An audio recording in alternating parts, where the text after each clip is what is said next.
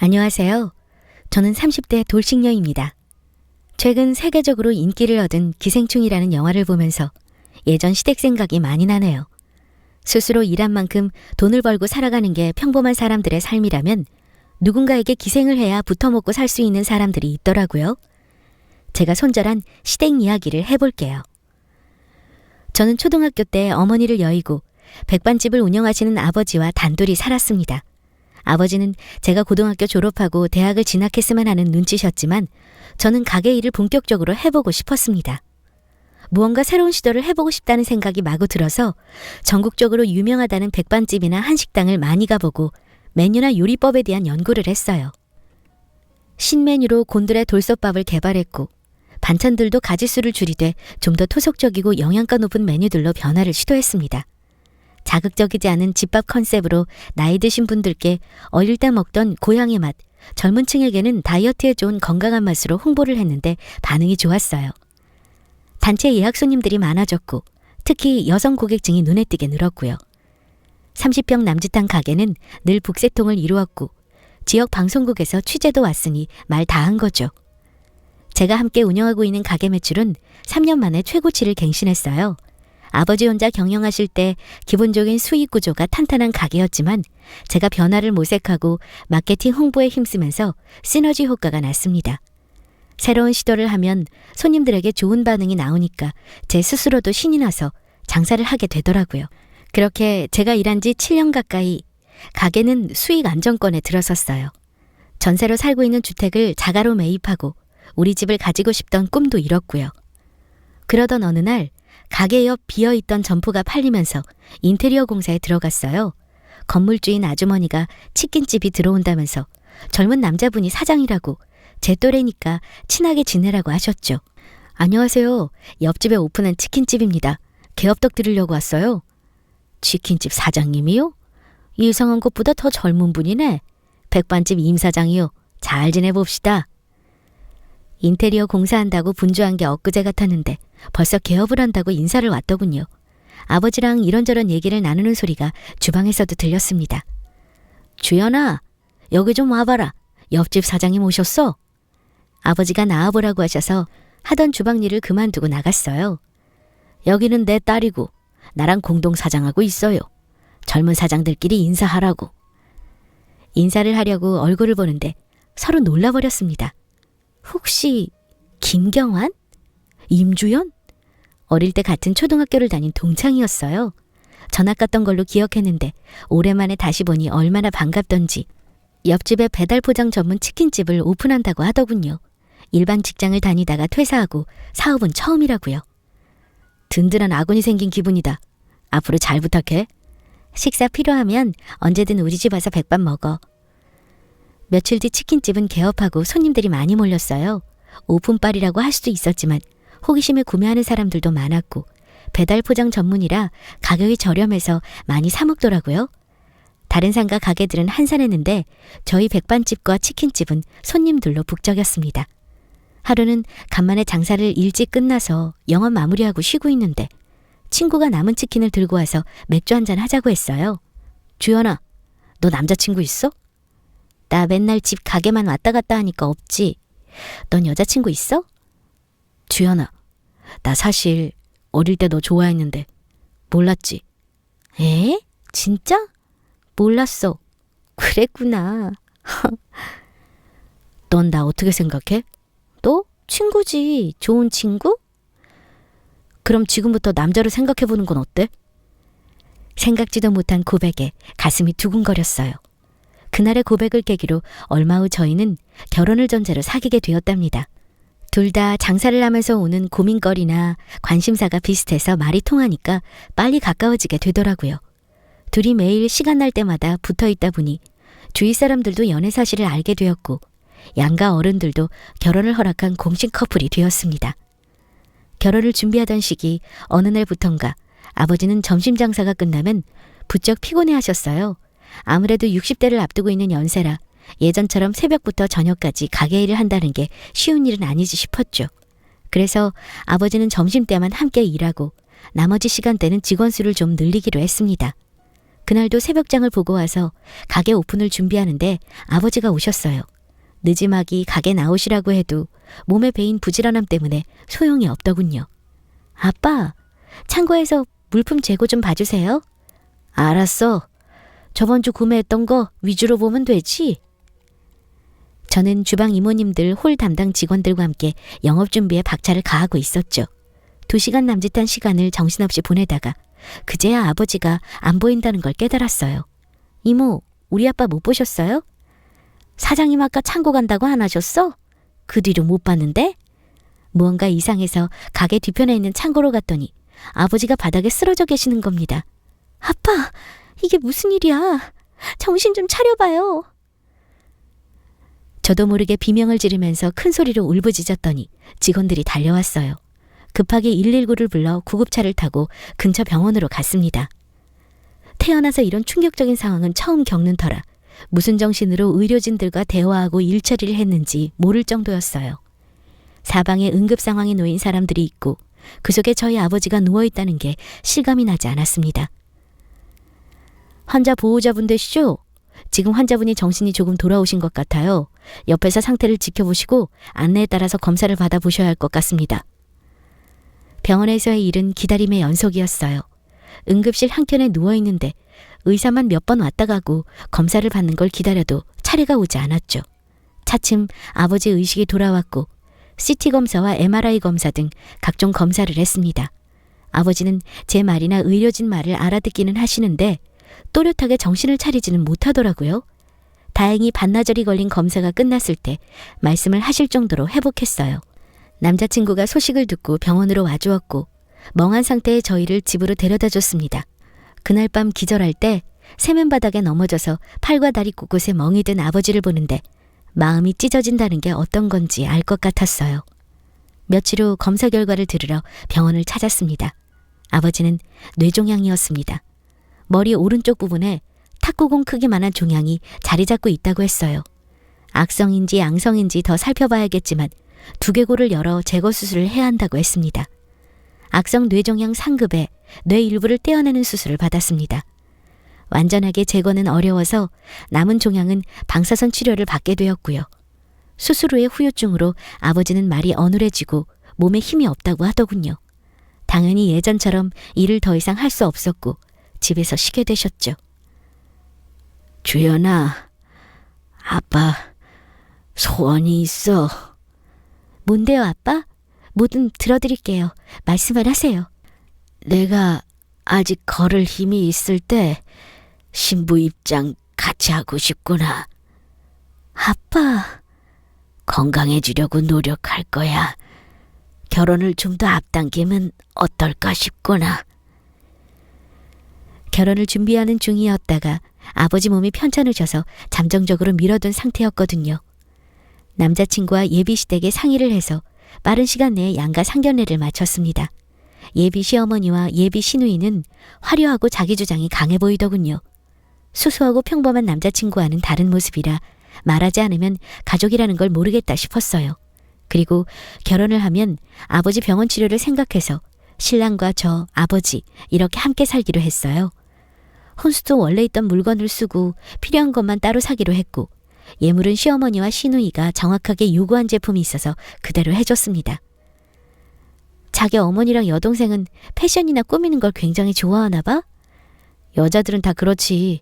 관심 없는 너가 특이한 거야. 예물로 산 가방이랑 옷도 생전 처음 보는 브랜드더라? 평소에 갖고 싶었던 거 샀다고 둘 다 엄청 좋아했어. 그런 게 좋을까? 신기해. 어떻게 가족인데 이렇게 다를까? 남녀 성별이 달라서인가? 너랑 나랑 둘 다 취향이 비슷하면 됐지. 우리 엄마랑 동생은 원래 그래. 신경 쓰지 마. 결혼 앞두고 아버지와 저는 서울에 갔어요. 같이 갈 때가 있다 하시더라고요. 주연아, 아빠가 너 결혼하면 주려고 산 아파트다. 이 집 사려고 아빠가 열심히 일했어. 고마워, 아빠. 항상 쉬지도 못하고 일만 했잖아. 아낌없이 주는 나무도 아니고 나 다 주면 아빠한테 뭐가 남아? 너 남겼잖아. 아빠는 우리 딸만 잘 살면 바라는 거 없어. 지은 지 30년 된 아파트였지만 역세권으로 위치가 좋은 곳이었습니다. 제가 고등학교 때 구입해서 시집갈 때 주려고 했는데 10년이 넘는 시간 동안 근처에 지하철역이 생기고 집값이 많이 올랐다고 했어요. 돈이나 모든 것을 떠나 아버지의 사랑이 느껴져서 고마웠지만 일평생 자식과 가게만 바라보고 살다가 투병하는 아버지를 보니 마음이 서글펐습니다. 직원들 휴가도 주고 무사히 결혼식과 신혼여행을 마치고 돌아왔습니다. 결혼식장에서 여태 아버지가 그렇게 행복해 하시는 걸 처음 본 것 같았죠. 모든 것이 잘 될 것만 같은 나날들이었습니다. 하지만 결혼하고 얼마 지나지 않아 아버지가 갑작스럽게 돌아가셨어요. 악성 뇌종양은 수술이 잘 끝나고 치료를 해도 재발이 잘 되고 예후가 안 좋을 수 있다 했는데 그날의 충격은 아직도 잊을 수 없네요. 아침에 인사드리려고 소파에 앉아 계신 아버지를 봤는데 이미 돌아가신 후였어요. 쇼크에 말도 못하고 숨도 못 쉬고 있는데 남편이 저를 보고 달려와서 아버지 상태를 확인해 줬습니다. 장례식은 조용히 지냈습니다. 부고를 알릴 친척들도 많이 없고 대부분 아버지 친구분들이나 동네분들이 오셨어요. 결혼을 해서 남편이 옆에 있어주고 시댁 식구들이 와준 게 그나마 다행이었죠. 아버지가 결혼을 재촉하고 하셨던 게 그때 생각해보니 본인이 얼마 남지 않았다는 걸 알고 계셨던 것 같아요. 한동안 기력이 없었네요. 삶에 대한 의욕이 사라져버려서 늘 멍하게 있었던 것 같아요. 그래도 아버지가 피땀 흘려 키운 가게를 내버려 둘 수 없어서 일을 했고 직원들이 저를 많이 배려해줘서 그나마 버텼습니다. 시간은 참 빠르게 흐르더군요. 49제를 지내고 나니 아버지의 부재가 더욱 느껴졌습니다. 그러던 어느 날 뉴스에서 조류 독감 관련 기사가 쏟아지더라고요. 전국적으로 심각할 정도로 조류 전염병이 번져서 양계업계나 관련 사업체들이 큰 피해를 입었습니다. 저희 신랑이 운영하던 치킨집도 예외는 아니었어요. 사람한테도 전염이 된다는 소문이 빠르게 번지더니 조류 독감이 발생한 시점부터 절정에 이를 때까지 내내 적자를 면치 못했어요. 몇 달간 이어지는 난리에 남편은 버티기 어려웠는지 자기 가게를 정리하는 건 어떨까 말하는 게 아니겠어요? 자기야, 사실 가게도 대출받아서 시작한 건데 이자도 못 낼 상황이야. 상황이 언제 나아질지도 모르겠고 치킨집 정리하고 내가 백반집 일 같이 하는 건 어때? 나야 같이 일하면 좋지. 혼자 운영하니까 힘도 들고. 남편의 치킨집을 정리하고 백반집에 주력하기로 했습니다. 며칠 백반집 업무를 함께하던 남편은 생각보다 자리 회전율이 좋고 단체 손님이 많은 것에 놀라워했어요. 수익을 보고 더 놀라고요. 가게가 자리 잡았다는 건 알았지만 이 정도일 줄은 몰랐어. 이 주변 상권에서 가장 잘 되는 거 아니야? 가게마다 매상이 얼마라고 정확히 알 수는 없지만 꽤 괜찮은 편이겠지? 치킨집 정리하고 자기랑 백반집 하기로 한 건 신의 한 수 같아. 수익이 얼마였고 적자는 어땠는지 자세히 말하지 않았지만 얘기를 들어보면 치킨집을 운영하면서 경영난에 시달린 모양이에요. 결혼하기 전에는 몰랐는데 남편은 시어머니와 시누이에게 약한 편이었어요. 그 둘이 무언가 부탁하거나 얘기를 하면 꼭 들어주고요. 어느 날 얼굴이 너무 어둡길래 이유를 물었더니 시어머니와 시누이 용돈을 줘야 하는데 백반집에서 받는 월급으로는 무리라더군요. 자기야, 나는 그저 종업원이잖아. 자기가 우리 엄마랑 동생 용돈 주면 안 될까? 내가 일 더 열심히 할게. 남편 말대로 자동차 할부에 보험료, 각종 세금, 기본 생활비 제외하면 남편 월급이 빠듯할 것 같았죠. 이제 저에게는 이 사람들이 가족이고 여유 있는 사람이 하는 게 맞을 것 같아서 제가 용돈을 주겠다고 했습니다. 제가 용돈을 준다는 이야기를 들어서인지 시어머니와 시누이는 생전 연락도 없더니 돈에 관련된 일은 남편보다 저를 먼저 찾더라고요. 하루는 시누이한테 전화가 왔어요. 언니, 할 말이 있는데. 네, 아가씨, 무슨 일 있어요? 이번에 친구들이랑 해외여행 가기로 했는데 돈이 좀 부족해서요. 이번 달 용돈 다 올려주면 안 돼요? 필요할 때마다 돈을 줬더니 버릇이 되는 것 같아서 가게에 나와 일손을 도우라고 했습니다. 저 대학원 수업 있어서 시간 날 때만 가도 되죠? 알았어요. 수업 없을 때 와요. 시누이는 가끔 가게에 나와서 2-3시간씩 홀서빙 일이나 계산 업무를 도왔어요. 그러고는 요즘 시급이 10,000원도 안 되는 게 말이 안 된다면서 시급을 최소 20,000원으로 해달라고 하는 겁니다. 처음에는 다른 직원들하고 차등을 둘 수 없다고 잘라 말했는데 자신은 저와 하나뿐인 동생이지 않냐며 애교를 부려서 저도 어쩔 수 없이 허락했어요. 대신 다른 사람들한테는 비밀이라고 약속하고 시급을 올려줬습니다. 자기 필요할 때만 연락하고 일하러 오는 게 얄미웠지만 아직 사회생활도 안 해본 학생이 뭘 알까 싶었죠. 처음 백반집 일을 같이 할 때 남편은 가게 운영의 모든 일을 함께 했습니다. 하지만 결혼한 지 1년쯤 되니까 점점 가게 일을 쉬거나 손님이 많을 때만 일을 하는 거예요. 어차피 자신은 사장이 아니라 직원으로 일하니까 직원 일만 잠깐 하면 되는 거 아니냐고요. 제가 남편에게 다른 직원들과 똑같이 월급을 주는 건 사실이었지만 일이 너무 바쁘고 힘들 때 나 몰라라는 건 엄청 서운하더군요. 여보, 내가 어제 친구들 얘기 들어보니까 전기자동차 관련 주식이 그렇게 전망이 좋대. 우리도 가게 일만 할 게 아니라 그런 쪽으로 투자 좀 해보면 어때? 우리가 무슨 투자야. 잘 알지도 못하는 건 애초에 하면 안 돼. 난 가게 일만으로도 벅차. 여보는 너무 가게 일밖에 몰라. 사람이 어떻게 맨날 밥만 먹고 살아, 지루하게. 그 지루한 일이 우리 먹여 살리고 있어. 여보, 아무리 그래도 하루에 한 번은 식당 일 같이 하자. 요새 왜 점점 가게 일 안 나와? 맨날 똑같은 메뉴 일. 여보는 지겹지도 않아? 어떻게 10년이나 했어? 남편은 변덕이 많고 실증을 빨리 내는 성격이었어요.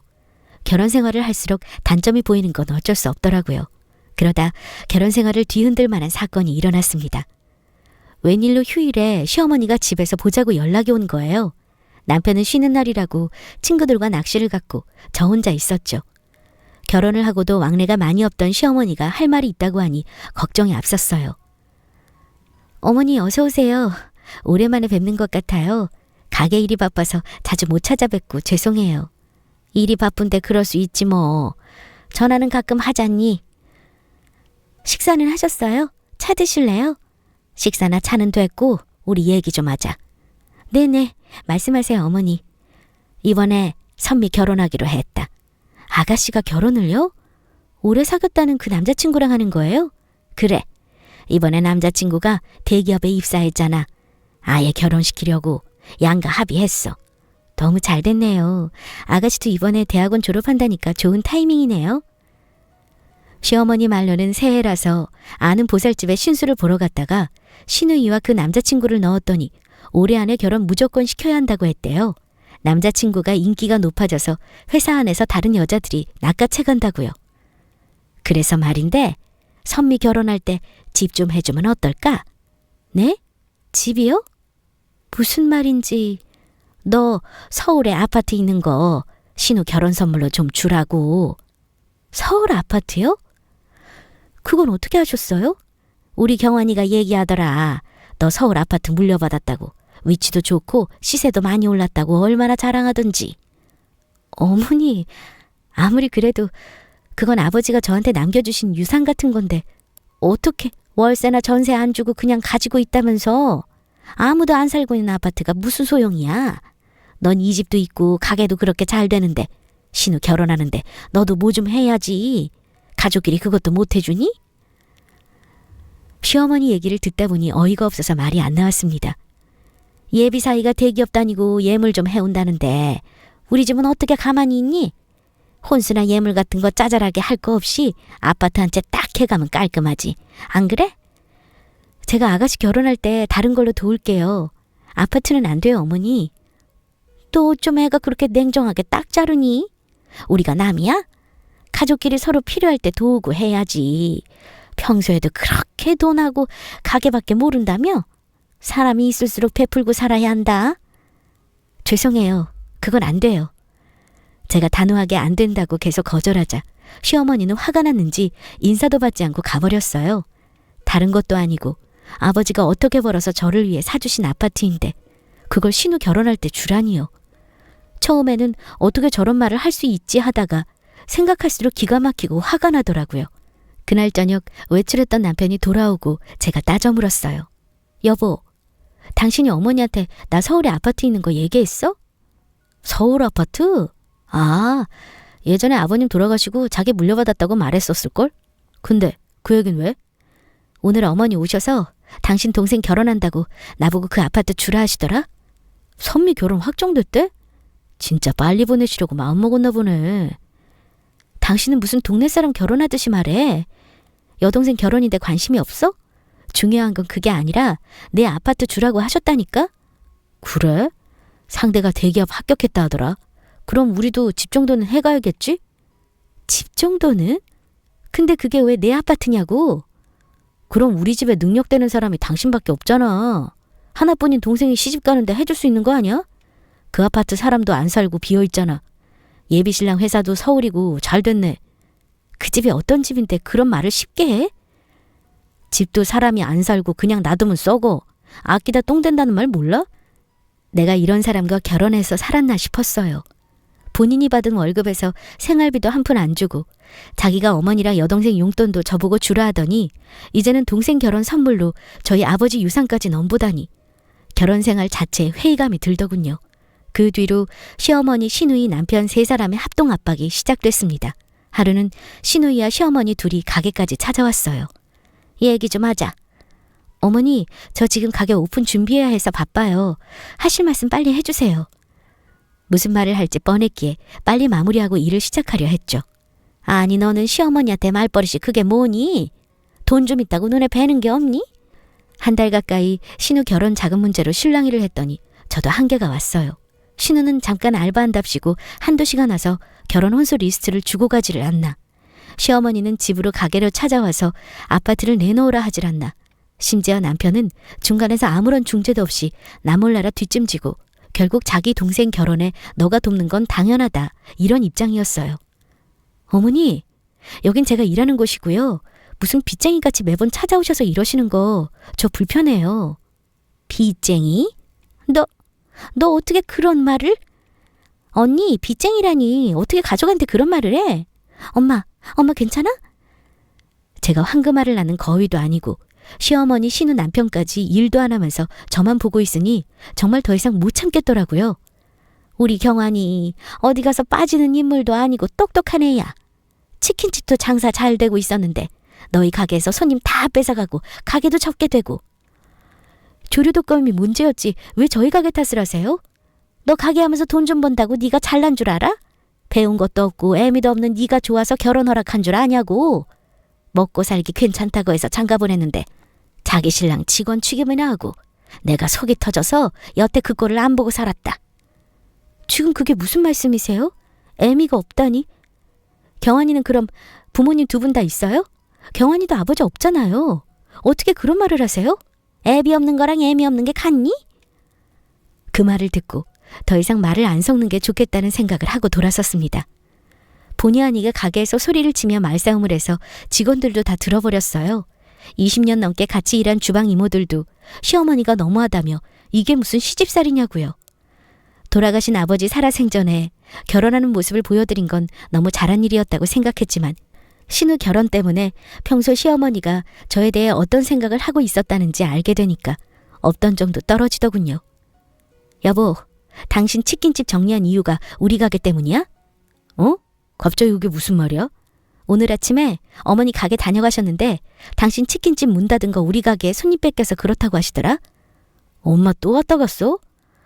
아니 아예 상관없다고 할 수 없지. 당신도 그렇게 생각하고 있었어? 그게 왜 우리 가게랑 관계 있어? 시기적으로 조류독감에 자기 재정적으로 문제 생겨서 문 닫은 거 아니었어? 손님들이 너무 백반집만 가니까 손님 뺏긴 거는 사실이지. 남편이 그렇게 생각하는 줄은 꿈에도 몰랐습니다. 저희 가게는 아버지 때부터 20년 가까이 해온 장사고 남편 치킨집은 1년도 안 된 가게였는데 손님을 뺏겼다고 생각을 했다니요. 10길 물속은 알아도 한길 사람 속은 모른다더니 그 말이 딱 맞았습니다. 엄마, 우리 와이프한테 너무 자주 찾아가서 아파트 얘기하지 말라니까. 오히려 역효과야. 내가 기회 보고 살살 달래볼게. 아니면 아파트 열쇠 찾아보고 선미 그 집 들어가게 살게 해준다니까 그러네. 들어가서 사는데 본인이 별 수 있어? 그냥 계속 살라 하겠지. 마음이 모진 사람은 아니라니까. 휴일 아침부터 남편 목소리가 들려서 웬일로 먼저 일어났나 했더니 시어머니와 통화하는 중이었어요. 그런데 기가 막히게도 범죄 작당 모의도 아니고 제 아파트를 신우한테 주려고 의논하는 거 아니겠어요? 이제는 하다 막장으로 가는구나 싶었죠. 이렇게 정황을 알게 된 이상 혼자서 당하고만 있을 수는 없겠다 싶더군요. 평상시처럼 아무렇지 않게 생활했어요. 그리고 오후에 신우를 잠깐 불렀어요. 아가씨, 우리 얘기 좀 할까? 무슨 일이에요? 이상한 말 할 거면 그냥 갈 거예요. 그럼 그냥 가요. 안 들으면 아가씨만 손해인 이야기인데. 신우에게 아파트를 줄 수는 없고 들어와서 사는 건 허락하겠다고 했어요. 처음에는 머뭇거리던 신우도 월세나 다른 부분 일체 무료로 살게 해주겠다 하니 좋다 하더라고요. 저축해놓은 자금 한 푼도 없는 상황인데 7억이 넘는 아파트에 공짜로 살게 해주겠다니 좋다 할 수밖에요. 이사할 날짜를 정해서 알려달라 했습니다. 남편도 시어머니도 집을 주겠다고 한 건 아니니 떨떠름한 표정이었지만 제가 한 발 물러서자 자신들도 한 발 물러서고 혼수나 예물을 해달라고 하더군요. 일단 그러겠다고 했어요. 아파트도 관리할 겸 오랜만에 서울에 갔습니다. 집도 둘러보고 문제가 있는 건 없는지 확인해봤죠. 문득 아버지가 살아생전 저를 데리고 와서 집을 보여주시고 이야기해주신 기억이 났어요. 30년 가까이 되는 작은 아파트가 마치 아버지를 닮은 것 같아 울컥하더군요. 아버지가 손수해준 도배지를 만지작거리다 그 길로 근처 부동산에 들렸습니다. 요즘 시세도 알아보고 이것저것 필요한 일처리도 하고요. 다음 달 셋째 주 주말에 이사한다고 하더라고. 그때가 손 없는 날이기도 하고 예비신랑 쉬는 날이라고. 그렇구나. 한 달 정도 뒤네요. 알았어요. 그렇게 알고 준비할게요. 남편은 신우집도 혼수나 예물도 제가 준비한다는 얘기를 들어서인지 저한테 부쩍 잘했어요. 저도 겉으로는 다 좋은 척 웃으며 받아줬죠. 신우랑 이사 당일날 같이 들어갈 혼수를 알아보러 다녔어요. 혹시나 물색 없는 사람답게 자기 돈 아니라고 최신 제품 최고급을 외치면서 좋은 건 다 사려고 하더라고요. 언니, 나 진짜 이거랑 저거 다 사도 돼요? 그럼요, 아가씨. 한 번뿐인 결혼인데 뭔들 못하겠어요? 오빠가 아가씨 결혼 축하한다고 뭐든 해주고 싶다고 했어요. 참 아빠 같은 오빠다. 그쵸? 오빠한테 진심으로 고맙다고 전해주세요. 그리고 얼마 전에 언니한테 뭐라 한 것도 다 잊어주세요. 진짜 아무것도 안 해주나 싶어서 엄청 섭섭해서 한 소리예요. 하나뿐인 동생의 첫 결혼인데 어떻게 그래요? 두 번 할 것도 아닌데. 그쵸? 혼수 마련은 일주일에 걸쳐 진행됐고 화끈하게 시어머니 선물도 마련했습니다. 그렇게 원하던 돈질을 했더니 시누이나 시어머니도 대우가 달라지더군요.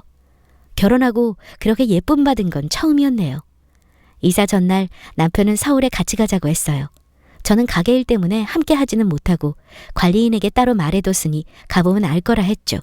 그러니까 진작에 이렇게 했으면 엄마랑 나랑 신경전 할 거 없고 좀 좋아? 자기야, 앞으로 내가 더 잘할게. 사랑해? 생전 애정 표현에 인색하던 남편도 그날따라 어찌나 다정하게 구는지 이 집구석은 돈에 마음의 빗장이 풀리는 것 같았어요.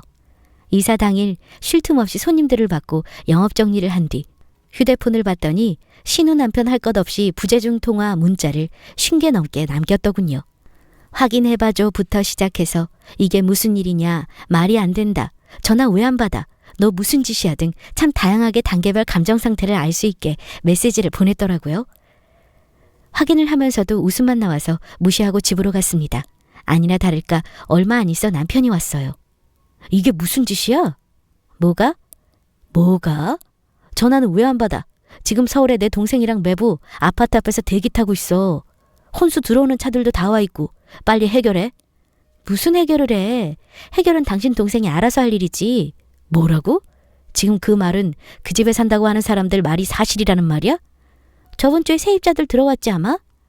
너 어떻게 세입자들 들여놓고 내 동생 보고 이사하라고 한 거야? 너 대체... 그러게 내가 이사 날짜 빨리 잡으라고 했잖아. 그렇게 미적대니까 그냥 월세 들어오려는 사람이 있다고 해서 받았지? 너 사이코야? 내 동생한테 어떻게 이럴 수가 있어? 그럴 거면 처음부터 애초에 집에 이사하라니 이런 말도 하면 안 되지. 하도 아파트 내놓으라고 해서 살게 해준다고 했잖아. 난 충분히 기회 줬다고 생각해. 미적거리다가 그 기회를 차버린 건 당신 동생이고. 남편은 더 이상 말을 안 하고 죽일 듯이 노려보더군요. 알아서 처리하겠거니 오랜만에 장사를 빨리 끝낸 터라 낮잠이나 잤어요. 전화통화하는 걸 들어보니 혼수 차량 다시 돌려보내고 일단 신우랑 예비신랑도 집에 다시 보내더라고요. 우리 결혼 다시 생각하자. 아니 이혼해. 나는 다른 건 참아도 거짓말하고 사기꾼 같은 여자랑은 못 살아. 사기꾼? 어떻게 진짜 사기꾼 입에서 그런 말이 나올까? 뭐? 내가 당신이랑 어머니 작당해서 나 몰래 아파트에 입주시키려는 거 모를 줄 알았어? 누가 먼저 사기치려 했는데? 그리고 내가 내 집 갖고 새 들인 건데 그게 왜 사기야? 나랑 너희 가족이 계약했어? 너 왜? 할 말 없니? 어머니도 그러더라. 내가 돈 없으면 결혼시킬 자리 아니었다고? 너도 네 어머니랑 똑같아. 치킨집 말아먹은 게 네 능력이 부족해서지 왜 내 탓을 해? 그래도 백반집 직원 한다고 했을 때 불쌍해서 써줬더니 공동사장 안 시켜줬다고 뭐? 너가 잘했어 봐. 내가 사장이 뭐야? 회장도 시켰겠다. 허구한 날 늦잠에 취미활동하기 바쁜데 너 같은 사람 누가 일을 시켜주니? 말 다 했어? 너 어떻게 남편한테 그런 말을 해? 그리고 내 동생한테 이런 짓 하고 넌 우리를 가족이라고 생각은 했니? 네 엄마 여동생 용돈 그까짓 거 줄 수 있어. 너는 내 돈도 네 돈이고 네 돈도 네 돈이야. 결혼하고 근 2년간 나한테 생활비 한 푼 준 적 있니? 여태 내가 다 했어. 내가 아내는 맞아? 돈 줄인 거 아니고? 넌 날 사랑한 게 아니고 너 대신 돈 벌어올 사람 한 명 구한 거나 다름없어. 돈 때문에 힘들어한 거 알고 있었고 내가 그 어려움 함께 이겨내려고 한 것도 맞아. 하지만 내가 너희 가족한테 한 거 너무 당연시하고 부족하다고 욕까지 얻어먹으면서까지는 못 살겠다. 네 말대로 이혼하자 우리. 그 다음날 시어머니와 시누이가 집으로 찾아와서 난리를 부렸습니다. 인간의 탈을 쓰고 이런 짓을 벌일 수는 없다고요. 저는 말했죠. 본래 자기 것이 아닌 것을 탐내면 화를 입는 거라고요. 너희 능력대로 돈 벌어서 집을 사라고요. 이런 개념 없는 년 같으니라고. 시집와서 네가 한 일이 뭐가 있어? 뭘 해줬다고 이런 짓을 벌이고도 당당해? 앞으로 어떻게 우리 얼굴 보려고 이런 짓을 해? 지금 입고 계신 거 먹고 사는 거 제가 다 해드린 거예요. 말 가려하세요. 그리고 말 잘 꺼내셨어요. 아드님이 저와 이혼하자고 해서 이혼하려고요. 우리 가족을 가족이라고 생각은 했니? 어머니야말로 저를 며느리라고 생각하셨어요? 늘 돈이 필요할 때만 연락하시고 그 외에는 안중에도 없었잖아요. 이번에도 그래요. 어떻게 저희 아버지 유산까지 탐내세요? 너는 가족끼리 그것도 못 해주니? 저는 그런 가족 필요 없어요. 앞으로 상관없어졌으니 나가라고 했습니다. 후에 신우 혼수가 문제가 돼서 또 한바탕 난리가 났습니다. 그 비싼 혼수들을 남편 카드로 산 걸 알게 됐던 거죠. 이미 그 시점에 이혼을 염두에 두고 있던 저는 그 가족들을 위해 한 푼도 쓸 생각이 없었습니다. 그렇게 귀하고 사랑하는 동생 결혼인데 오빠 카드로 혼수 살 수 있는 거니까 그렇게 했어요. 제 돈인 줄 알고 돈을 물처럼 펑펑 쓰더니 돈 폭탄을 맞은 셈이었죠. 자기 돈 아까운 줄 알면 남의 돈도 귀한 줄 알아야 하는데 기생충 같은 마음을 먹고 사니 잘 풀릴 수 없는 겁니다. 남편과는 이혼 조정에 들어갔고 남편과 시어머니는 합가를 한 모양이더군요. 그러던 어느 날 시어머니가 저를 찾아왔어요. 경환이가 투자를 했는데 잘 안 된 모양이야. 그래서요? 너가 여태 했던 일들 다 용서할 테니까 이혼 생각 다시 해보는 건 어떻니? 솔직히 얼굴 볼 필요 없는 사이였지만 우덜은이고 해서 말이라도 들어볼까 했더니 사람은 바뀌는 게 아니더군요.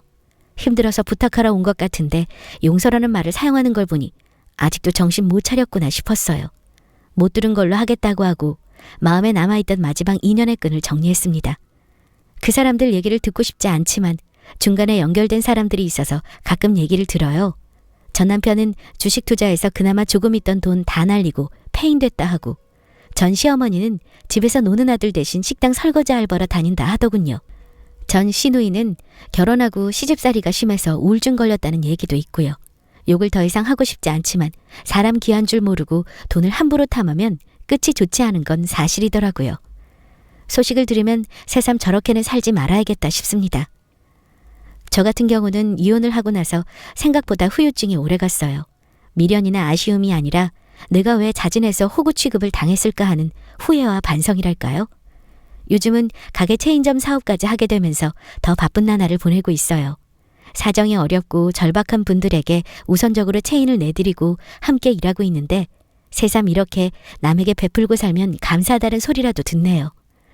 저처럼 가족이라는 명목하에 너무 많은 희생을 강요당하거나 무시당하면서 살지 마세요. 그런 가족은 없느니 못합니다. 제 얘기 들어주신 모든 분들은 서로 위하고 사랑하며 살아가셨으면 좋겠습니다. 감사합니다.